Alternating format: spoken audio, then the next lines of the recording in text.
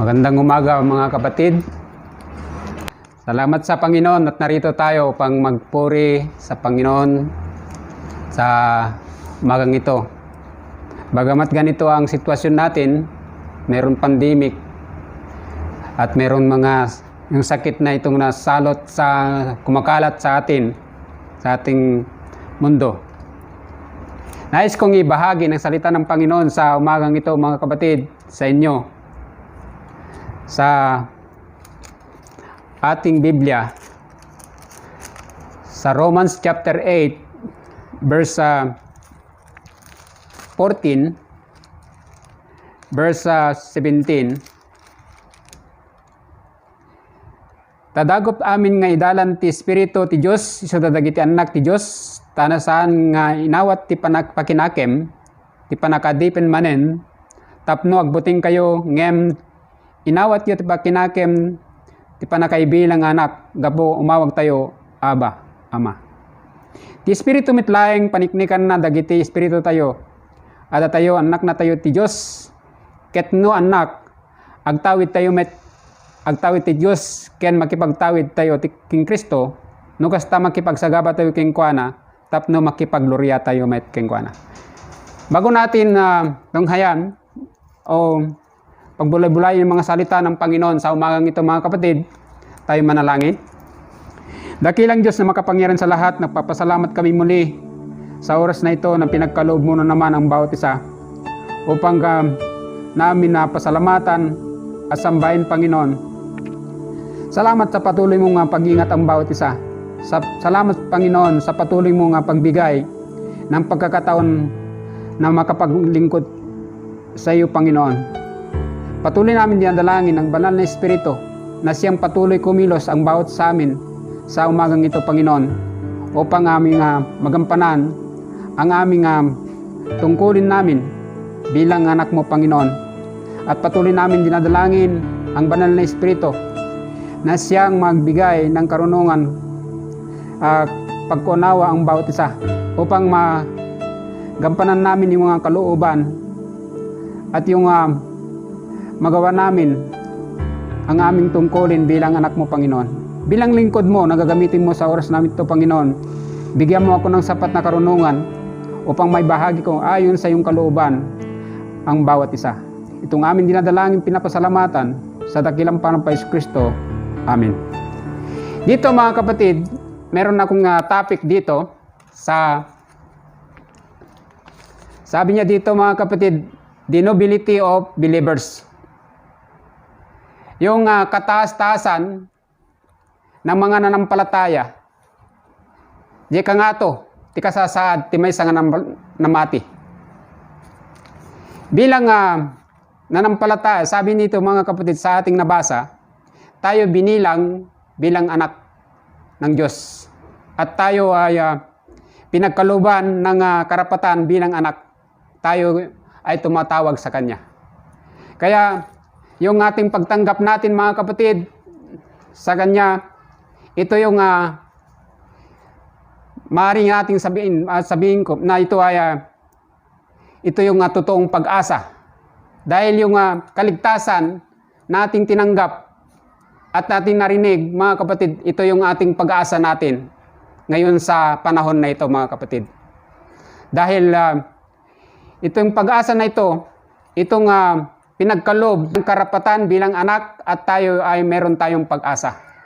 Kasi yung mga bagay-bagay dito sa mundo na ito mga kapatid ay hindi yun ang pag-asa.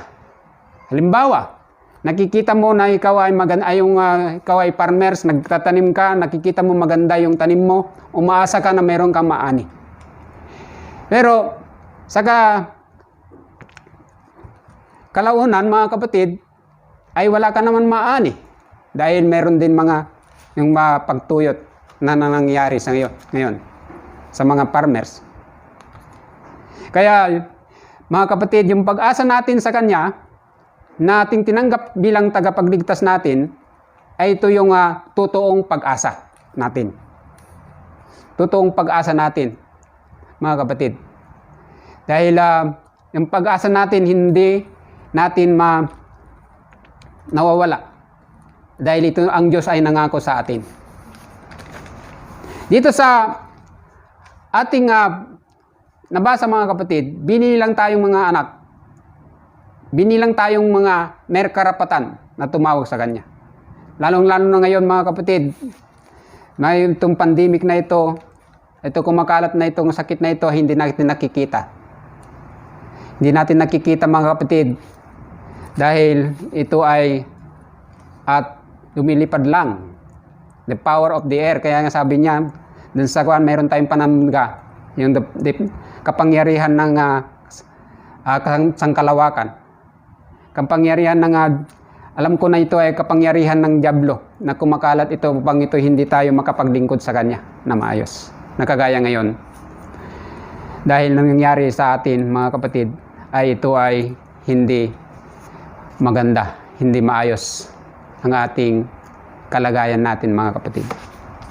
Kaya nagpapasalamat tayo mga kapatid sa Kanya dahil meron siyang meron na sakripisyo sa atin, ang anak ng Diyos, ang Panginoong Jesucristo, na siyang nagligtas sa atin at tumawag sa atin.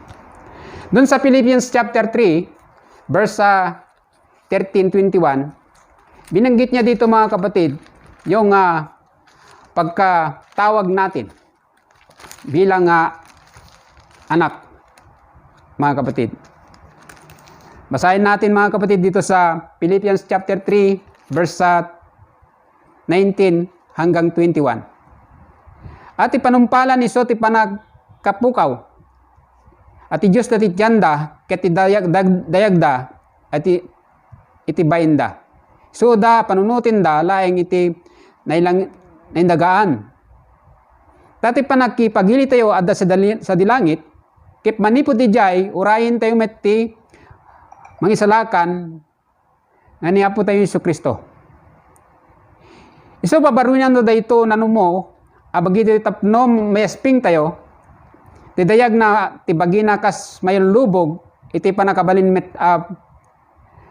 mang patulnog, amay paiking kwa na mitlaing, kada iti iso amin abanag. Dito mga kapatid, yung tayo tinawag sa mataas na pagkatawag mga kapatid. Di ba para sa akin talaga maganda. Tinawag niya ako sa kataas-taasan. Ano na mayroon pangako mga kapatid. At mayroon din yung pinangako sa akin na magkaroon ako at mayroon akong tirahan doon sa langit. Kaya ito yung pagkatawag niya sa akin mga kapatid sa pamagitan ng Banal na Espiritu. At ako yan nabago sa ating spiritual na pamumuhay. At ako yan tinitirahan. Ako nananahan ng Banal na Espiritu sa aking puso magpakailanman. At siyang nagtatak sa aking puso magpakailanman, hindi mawawala yan mga kapatid. Ang Diyos ng Espiritu ay siyang nag-guide sa atin.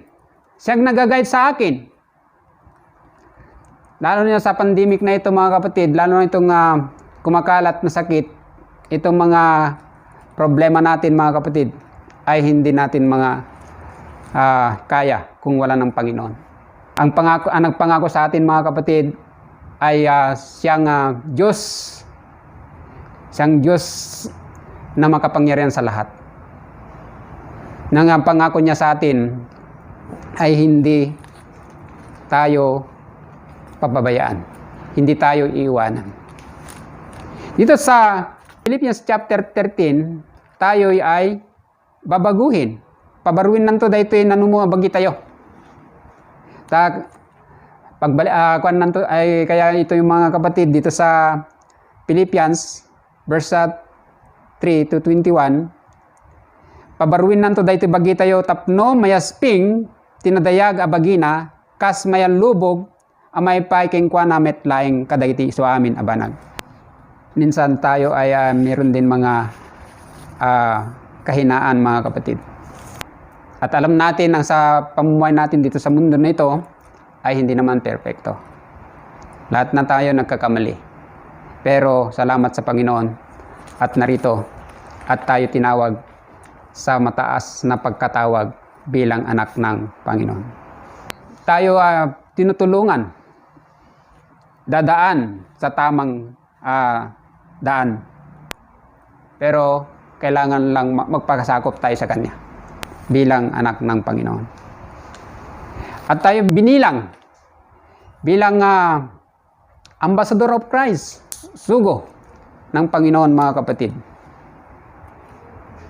na bilang anak ng Diyos. Doon sa 2 Corinthians chapter 5 verse 20, binanggit niya dito, mga kapatid, yung the ambassador of Christ. Tayo ay naging sugo ng Panginoon, mga kapatid. Kaya yung paglalagay natin, yung tayo tinawag at tayo binigyan ng karapatan bilang sugo ng Panginoon, tayo nga sa mga nanampalataya. Kaya yun sa amin, pag nakita nila sa nagsisimba, ay alam nilang linggo. Kasi nakita nila nagsisimba pala yung mga taga-grace. Dahil karamihan ng mga tao, minsan nakakalimutan nila ng linggo, hindi sila naglilingkod sa Panginoon. Kaya nga sabi ko sa mga kapatid, mga kapatid, ang ting paglilingkod natin sa Panginoon ay ito hindi walang kabuluhan. Ito yung nadadala natin sa langit. Yung paglilingkod natin sa Panginoon, mga kapatid. At ito ay may kabuluhan, may value sa Panginoon, mga kapatid. Yung pagsasamba mo sa Panginoon, yun ang madadala mo sa langit. Sa Hebrews chapter 12 verse 1, sabi niya dito, mga kapatid, kapuna datayo met dinto nga ado ti aglawlaw, katatayo ti kastaunay nagdarakkel akaado ti saksi. Iwagsak tayo ti amin apagdagsinan, ken ti basol amang lawlawlaw as si lalaka katatayo sila laka katatayo ket tarayin tayo kuma si anos ti tarayen anay kabel iti sangwanan tayo. So, yung mga bagay-bagay na mga minsan na nagpapabibigat sa ating paglilingkod natin, sabi niya, alisin mo na. Sabi niya, tuloy-tuloy lang tayo, mga kapatid, sa paglilingkod natin sa Kanya. 1 Timothy chapter 2 verse 1 to 4, ibalakan mo karod kada ngayon una nga aramid kumay ti araraw agdawat amang ibabait panagyaman amay poon kadagiti isuamin at tao. May poon kadagiti aramid ken kadagiti isuamin nga adda iti panangituray tapno agbiag tayo anay asinanama ket naulimik babaen ti kina singpet ken ninakman. Daytoy naimbag ken makayayo iti matang ti Dios amang isalakan kada tayo. Iso kayat na ngay suamin dagiti tattao may salakan da kumakit dumteng da ti panakamo ti pudno. So yun, mga kapatid, binanggit niya tungkol sa meron tayong pag-asa na meron ding kasiguraduan. Ang Panginoon ginagawa tayong kahanghanga sa ating pagkatawag. Balikan natin dun sa Philippians chapter 3 verse 21, dito yung pagkabanggit niya dito, mga kapatid. Iso pabaruin to daytoy nanumo abagi tayo, tapno mayasping tayo, tidayag na tibagina, kas mayalubog, iti panakabalin na, amang patulnog. Amay paiking kwa na, metlaeng kadagiti suamin abanbanag. So, yun, mga kapatid, yung pagkatawag niya sa atin, tayo ginawa ng kahanga-hanga na tayo ay pinagkaloob at bagbaguhin ng ating katawan. Itong katawan na itong may sakit, alam natin ng mga panahon na ito, maraming mga sakit na kumakalat, yung mga dumadaan ay naranasan natin, mga pandemic. Hindi lang yung tao, pati yung mga animal natin. Mga kwan natin.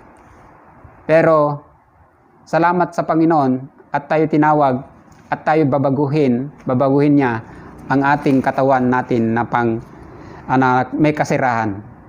Babaguhin niya na walang kasirahan, mga kapatid. Sabi ng banal na kasulatan. Dito sa glorious birth, mga kapatid, the glorious birth and blessing both and now and forever. Tayo ay kahanghang na panganak at nagkaroon tayo ng pagpapala ngayon at magpakailanman. Dito sa 1 Corinthians chapter 12, verse 26, ket no agsagaba ka iti maysa as kamkaming, agsagaba kuma may raman ken kuana iso amin akamkaming. Ket no agnamay iti maysa akamkaming, kaditi iso amin akamkaming, makipag sagaba da kuma ken kuana. Da kayo ngarot ti bagi ni Kristo, ket tunggal maysa kada kayo ket kamkaming. Ket ti Dios insad na ti iglesia umuna kadagiti apostol, may kadwa kadagiti mga kasaba, may katlo kadagiti manursuro, sumaganad datlag sumaganad dagiti talugading, dagiti panagagas ken nagtulnog amay panagituray ken kita kadagiti sasao. Apostol da amin, sagsagaba kadagiti amin, manursuro da amin, manakabalin da amin, adada amin na talugading, apan naggagas. Agsao da amin iti na dumaduma pagsasao, ngem, sabi niya dito sa verse 31, tarigagayan nyo asirarang ay, diti kayasayatan at talugading ket maysa dalan anasayat pay pagkita kadagay. So, yung talento na pinagkaloob ng Diyos, ako dati hindi ako marunong magsalita. Pero salamat sa Panginoon, ako'y nagagamit dahil sa kahangangang pagkapanganak. At ako'y pinagpapala ng Panginoon. Hindi naman sa material na bagay, sa spiritual na bagay, mga kapatid. Kayo ay pinagpapala. Dahil ito'y mga kapatid, it is calling in Christ. Tayo ay kinawag ng Panginoong Jesucristo. Sinong tumawag sa atin? Ang Panginoon. Mga kapatid, hindi naman tayo tinawag ng tao. Kaya nga mga kapatid, kung maglilingkod tayo sa Panginoon Diyos, hindi natin itingin sa tao. Kasi ang tao ay nagkakamali. Kung tiningin mo yung paglilingkod natin sa Diyos, sa tao, ay ito ay hindi tayo makapaglingkod. Dahil ang tao ay nagkakamali, nagkakasala. Mga kapatid, diretso ka lang sa Panginoon, maglingkod sa Kanya, upang makapaglingkod ka sa Kanya, mga kapatid, na maayos sa inyong buhay. Gamitin natin ang ating binigay na katalento upang ito'y mabahagi natin, upang ito'y magampan natin ang ating tungkulin natin sa Kanya, mga kapatid. Salamat tayo sa Panginoon. At sa ating puso, punong-puno ng joy, kahit mahirap kahit ganito ang ating buhay. Pasalamat tayo sa Panginoon. Dahil Diyos ay nangako sa atin. Nasabi niya, hindi ka pabayaan, hindi ka iiwanan. Kaya sabi ko kanina, ang madadala natin, mga kapatid, yung paglilingkod natin sa Panginoon, ito'y madadala natin sa langit. Na ito'y may kabuluhan, may value, mga kapatid. Yung paggawa natin, halimbawa sa linggo, tayo ay mayroon pang yung kasabihan, mga kapatid, dun sa Matthew chapter 6 verse 33, sabi niya, seek ye first the kingdom of God. Pero yung mga iba, sika first. Magsika daw sila ng palay. Pero sabi niya, mga kapatid, seek ye first the kingdom of God, shall be added unto you. May nayon tuking ka itibiyag mo. May dagdag sa inyong buhay ang iyong ginawa para sa Panginoon kung unahin mo ng Panginoon, mga kapatid, lalo na sa araw ng linggo, mga kapatid. Dito sa Ezekiel, sabi ng mga kapatid dito, sa Ezekiel chapter 3 verse 21, basahin natin. Ngem no magipatigmanan to ti tao, nasingpet tapno ti nasingpet di agbasol ket ti kastasaan nga agbasol agbiagto adi bumurong tati ng patigmaan ket sika maispalmunto ti kararwa. So meron tayong mga kapatid, meron tayong mga responsibility, nagpapaalala at nagbabantay, binabantayan natin ang ating sarili. Ganun din yung mga kapwa natin, mga nanampalataya. Sabi pa dun sa Hebrew chapter 10 verse 25, at huwag nating kalimutan ang pagtipon-tipon na kaugalian ng mga iba at kayong magpayuhan, sabi niya. Mga bagay-bagay na ginawa ng Panginoon. Yung mga ating katawan, pinalitan ng Panginoon, papalitan ng Panginoon na walang kasiraan. Na ito ay dadalhin doon sa langit at tayong lahat naman ay mamatay. Lahat ay hindi naman tayo dito mga kapatid titira sa mundo na ito mga kapatid. Kaya salamat tayo sa Panginoon at lahat ng mga bagay-bagay dito sa mundo na ito iwanan naman natin. Hindi naman natin madadala. Hindi naman natin madadala yung mga bagay-bagay na ating paghirapan, kailang nagagamit natin sa pamumuhay natin sa ating paglilingkod habang nandito tayo sa mundo na ito mga kapatid. So dito sa 2 Thessalonians chapter 1 verse 10 to 12, sabi niya dito mga kapatid, kailangan yung mga fellowship natin. Ito no, may tapno, may daydayaw dagiti sa santo na, ket maramid anakaskas daw day tangal daw kadagiti amin amati. Tati pamaniknek kada kayo napapati. Kapuna ito'y apanggep. Kang kanayon ngay daw dawatan kayo, tapno ti Diyos tayo, ibilang na kayo amay kari, iti nakaawisan nyo. Ket pagbanagin na iti suamin at tarigagay ti kinembag, ken aramid apamati, abuyugen ti panagabalin. Tapno ti nagan, ti apo tayo ng Jesucristo, apo tayo ng Jesus, madaydayo kada kayo, ket da kayo ken kuana, mayalubog iti parabor iti Diyos tayo, ken apo tayo ng Jesucristo. So, dito mga kapatid, sa verse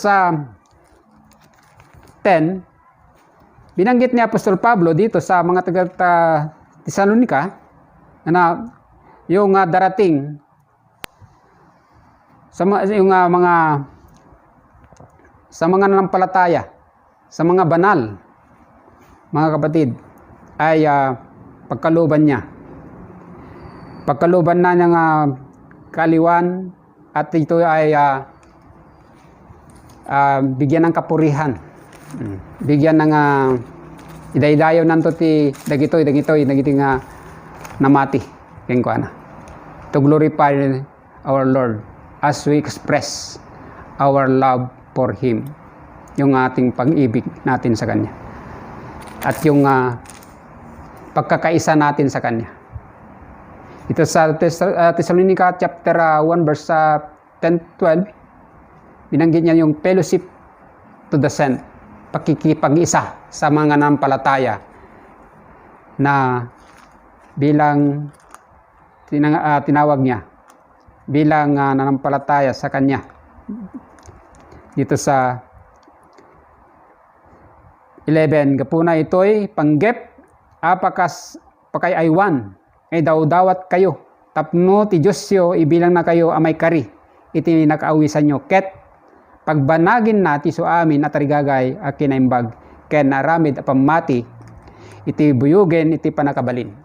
So dito sa 11, binanggit niya tungkol mga bagay-bagay yung ating pagkatawag at tayo at parang yung mga ginagawa natin ay mayroon din mga kabuluhan.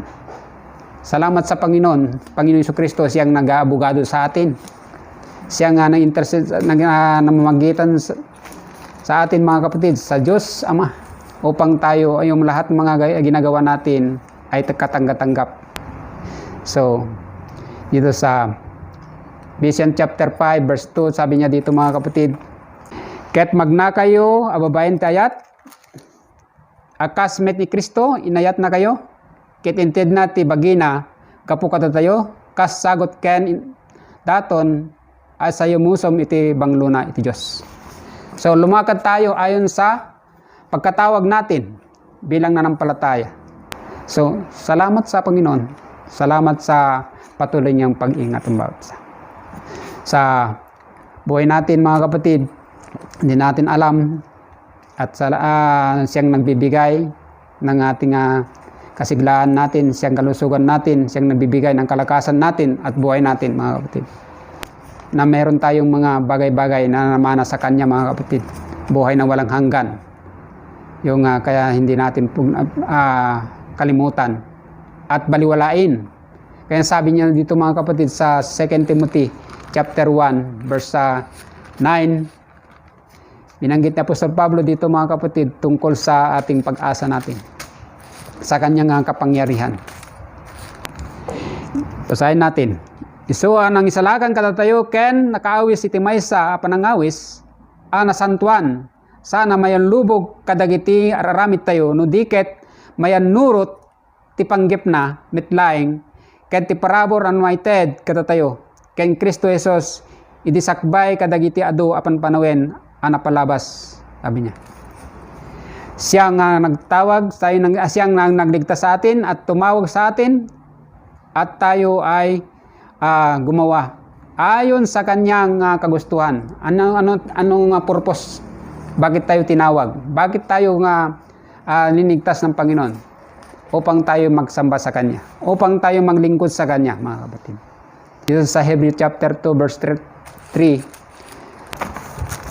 Kasanunto ti panaglisi tayo no di tay ikan kano. Ti kastaunay nagdarakkel apan na kaysalakan. Iso ngay dinto ngay impakamo ti Apo di damo pinaniknikan na kadagiti nakangeg kengkuana. So dito mga kapatid, dito sa Hebrews chapter 2 verse 3, paano tayo makalisi ngayon? Kaya nga sabi ko kanina, ang pag-asa natin, ang ebanghelyo ng kaligtasan ay ito yung pag-asa natin upang tayo magkaroon ng pag-asa. Kahit mamatay na tayo, meron tayong pag-asa, meron tayong pupuntahan, meron tayong pag-asa mga kapatid sa Panginoon. Dahil sabi niya dito, paano tayo makaiwas? Salamat sa Panginoon, hindi ko iniwasan ang salita ng Panginoon. At ako'y tinanggap ng kaligtasan na nahibahagi sa akin noon mga kapatid. At akong naligtas. Kaya sabi niya, paano tayo makaiwas yan? Sabi niya dun sa Romans chapter 12 verse 1, sabi niya, present your body as living your sacrifice. Ihahin buhay yung katawan, maglingkod sa kanya, at yung wag sumang-ayon sa sanlibutan.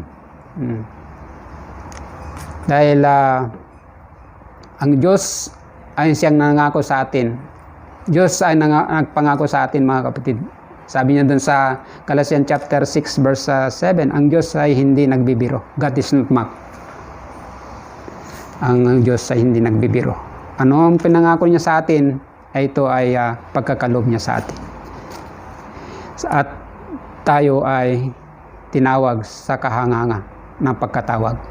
At tayo binilang pamilya na kataas-taasan sa kahangahangang pamilya ng Panginoon mga kapatid, kapamilya ng Panginoon.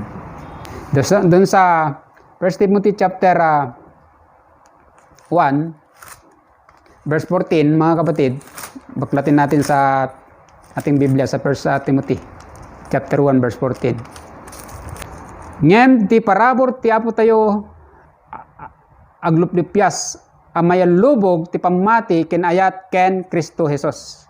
So sabi na dito mga kapatid, ang biyaya ng Diyos ay ito ay siksik, liglig at umaapaw ang biyaya ng Diyos sa atin.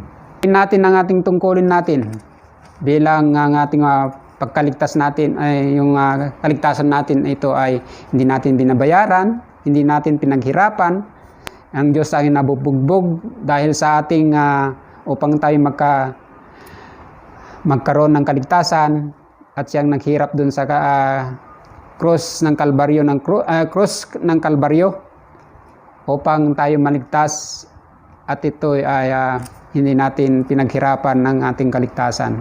Kaya ngayon, mga kapatid, gawin natin ang nararapat para sa Panginoon upang tayo makapaglingkod, upang tayo magamit ng Panginoon at upang makilala ng Panginoon, mga kapatid. Bagamat ganito ang sitwasyon natin, ganito ang panahon natin, mga kapatid, at patuloy tayo lang maglingkod sa Kanya. Dahil ang Diyos, sabi niya, hindi tayo binigyan ng espiritu ng pagkaduwag, kundi binigyan tayo ng the spirit of the power and sound mind, sabi niya. The love and sound mind. Binigyan tayo ng, sa 2 Timothy chapter 1 verse 7, sabi niya, binanggit niya dun sa chapter 1 verse 7, sabi niya, sana tayo nga inikan ti Diyos, ti Espiritu, ti kinatakrot no diket, kinatibker, ken ti ayat, ken ti nembag anakem. So, ang Diyos ay nagbigay ng Espiritu sa atin, hindi yung kaduwagan, kundi the power ng Panginoon, mga kapatid. Kaya lahat natin, yung mga nais natin gawin para sa Panginoon, gawin natin. Maglingkod tayo sa Panginoon, huwag tayong mahimagod, sabi niya. Ang sabi ng Panginoon, huwag tayong mahimagod, mag-ani tayo hindi tayo maghimagod, mga kapatid. Sabi niya doon sa Galatians chapter 6 verse 9. Huwag tayong mahimagod. Kung may panahon tayo, gawin natin, mga kapatid. Huwag nating ipaliban. Kasi yung magawa natin ngayon, hindi natin, yung mangyari ngayon, hindi na mangyari bukas. Gawin natin ngayon, mga kapatid. Maglingkod tayo sa Panginoon. Kung maglingkod tayo sa Kanya. Na huwag nating ipaliban ang ating paglingkod. Dahil yung nangyari na ngayon, hindi mangyari bukas. Gawin mo na sa paglilingkod mo sa Panginoon, mga kapatid. Kaya sabi niya doon sa 1 Corinthians chapter 15, ano sabi niya doon sa 1 Corinthians 15 verse 58, be steadfast.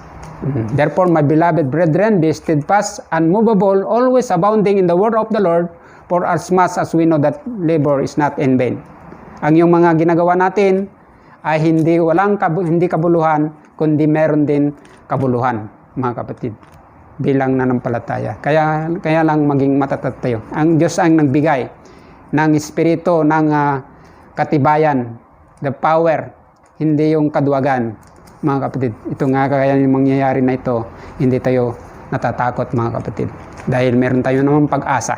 Meron tayo ng kaligtasan tinanggap, mga kapatid, na yung pag-asa, yung kaligtasan na yun, ang yung nagbibigay ng kaligtasan natin, ng pag-asa natin sa mundo na ito, mga kapatid. Bagamat napuan naman tayo ng COVID, ay meron tayo naman yung kaligtasan, mga kapatid. Yun ang pag-asa natin, na meron tayong mga pag-asa natin sa Panginoon. Kaya salamat sa oras, salamat sa Panginoon at pinagkaloob niya yung mga bagay-bagay, dahil ang Diyos ay pagkatiwalaan, mapagtalkan, Ilocano.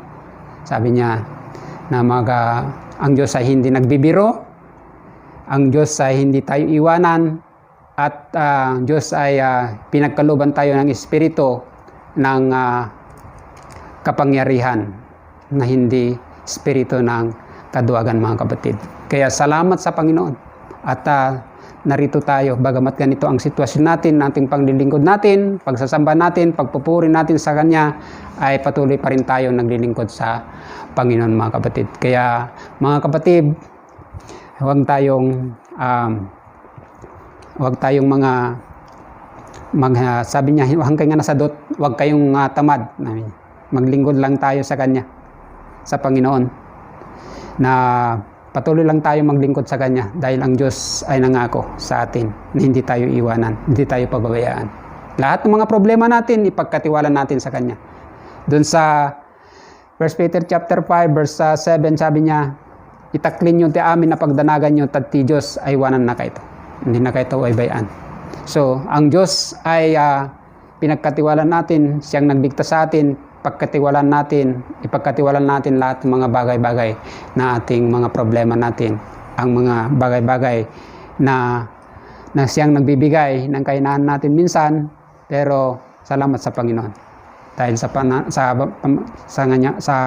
kanyang pangako sa bawat isa na pinagkalooban tayo ng espiritu ng the spirit of power na siyang magbibigay upang tayo makapaglingkod sa kanya sa ating buhay.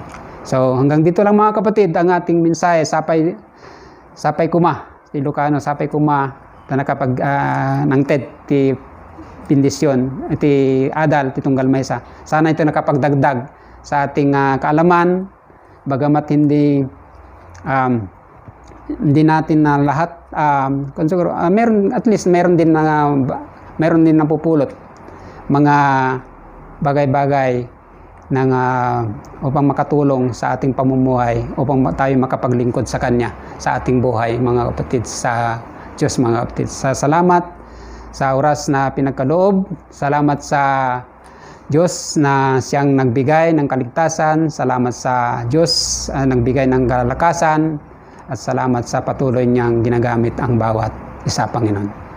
So hanggang dito lang mga kapatid. So magandang umaga muli ang bawat isa. Tayo manalangin.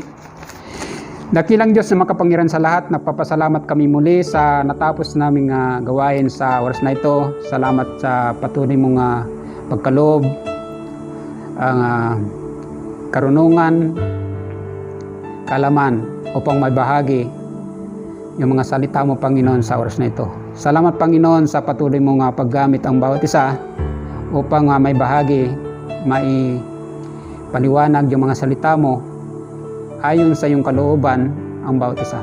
Pagkalooban mo kami ng kalakasan, karunungan upang magampanan namin ang iyong gusto mong kalooban, yung mga kalooban mo na nais mong magawa pamumuhay. Salamat, Panginoon, yung mga salita mo. Salamat, Panginoon, yung kaligtasan mo na itong protekta ang bawat isa upang kami makapaglingkod sa iyo, upang kami ay mamuhay na ayon sa iyong kalooban.